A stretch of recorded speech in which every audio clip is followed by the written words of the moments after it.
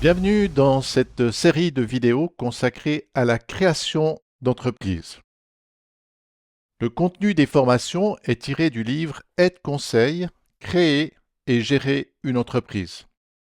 Ce manuel peut être acheté ou téléchargé gratuitement sur le site shekina.com. Dans ce premier épisode, nous allons parler des fondements économiques. En effet, avant de parler d'entrepreneuriat, il est bien de considérer la question économique d'une manière globale. Cet aspect est important parce que beaucoup de personnes rêvent de devenir riches. Pour cela, de nombreux croyants et des chrétiens demandent à Dieu de changer leur situation pour qu'ils deviennent prospères.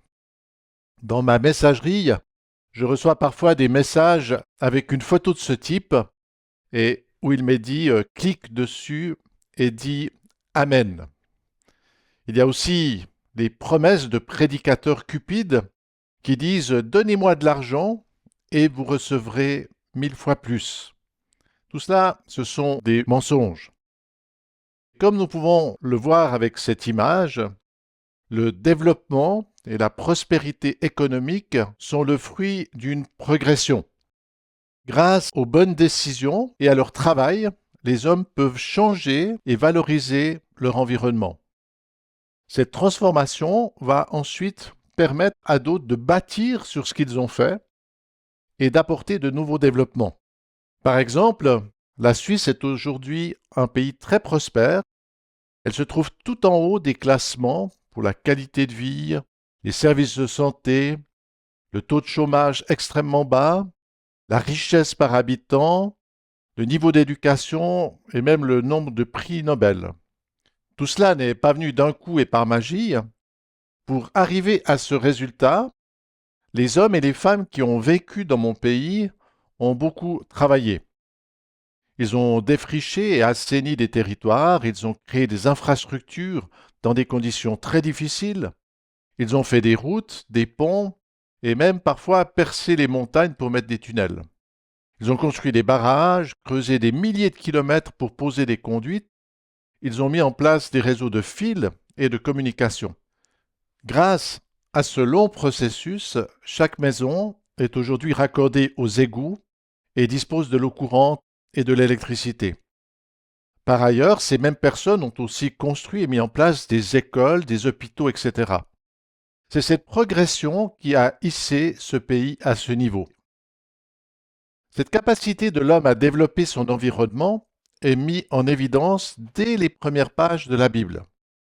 Ainsi, dans les premiers chapitres de la Genèse, il nous est dit que Dieu a créé le monde et qu'il a placé l'homme dans un jardin avec la mission de le cultiver. L'homme est appelé, est destiné à exercer ses compétences pour développer son environnement. Malheureusement, très souvent, l'homme demande à Dieu de faire ce que Dieu lui demande de faire. En effet, notre manière de cultiver notre jardin va avoir un impact considérable. Comme nous l'avons dit, cela ne se limite pas à une seule personne ou à une génération, mais notre choix et notre travail vont influencer notre destin, mais aussi celui des générations à venir. Le processus de développement se fait à travers le temps et les générations. C'est un héritage qui se transmet. C'est pourquoi il dépend très fortement des valeurs et des compétences. Est-ce que nous avons de bonnes ou de mauvaises valeurs? Ce dessin nous présente les caractéristiques d'un tyran. C'est un prédateur qui cherche à dominer et à obtenir la gloire, les titres, l'argent, le pouvoir. Avec cette cupidité, cet homme va se jeter sur tout ce qu'il peut dévorer. Son attitude est comparable aux chèvres qui mangent tout ce qui sort de terre. Et plutôt que d'attendre que l'arbre pousse et donne de bons fruits, il va le dévorer. Et dans beaucoup de pays, cette cupidité s'exprime par la corruption. Dès qu'une personne veut faire quelque chose, elle est écrasée par toutes sortes de taxes. Si elle réussit, eh bien, de nombreux parasites viennent pour prendre les richesses. Même le policier viendra demander de l'argent. Dans d'autres pays, c'est la mafia qui le fera. Ces chèvres détruisent et le pays est pauvre. À l'inverse, nous avons ici l'image d'une personne habitée par de bonnes valeurs. Elle est fidèle, sérieuse, serviable, elle travaille avec ses mains. Par son engagement, elle va apporter un plus à sa famille et à son environnement. De fait, le développement d'un pays est fortement lié aux valeurs qui habitent sa population et les autorités. Ces aspects sont très importants et expliquent l'impact considérable que la Bible a joué dans le développement de nombreux pays. En Europe, et même en Suisse, on peut encore voir le bénéfice apporté par la diffusion de la Bible. Grâce au développement de l'imprimerie en 1450, la Bible va modifier la pensée et les valeurs de nombreuses personnes. Le message d'Évangile conduit à une transformation de valeurs. Les hommes vont prendre conscience de leurs responsabilités. Ils créent des entreprises, des écoles, des hôpitaux. Avec ces valeurs chrétiennes, l'Europe du Nord, la Suisse, les États-Unis vont se construire et dépasser les autres nations. Les valeurs qui nous habitent sont déterminantes. Ce sont elles qui vont influencer la construction sociale et économique du pays. On peut notamment parler de ces différents aspects en lien avec l'entrepreneuriat.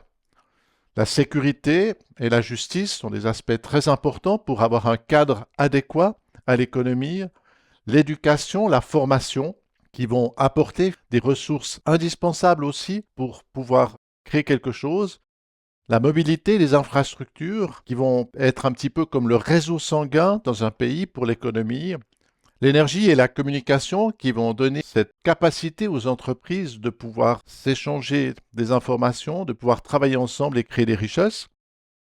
Services et organisations, tout ce que le gouvernement et l'État peuvent faire pour apporter son soutien à l'économie. Et puis une fiscalité et une administration efficace. Une fiscalité qui ne soit pas confiscatoire, mais qui puisse au contraire permettre de financer tous ces éléments qui sont là.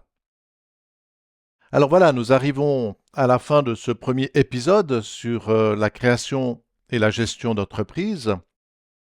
Toutefois, et pour terminer, voici encore quelques questions que vous pouvez vous poser seul ou en groupe. Cela est important parce que ces questions vous permettront de vous préparer au prochain épisode. Merci de votre attention et à bientôt.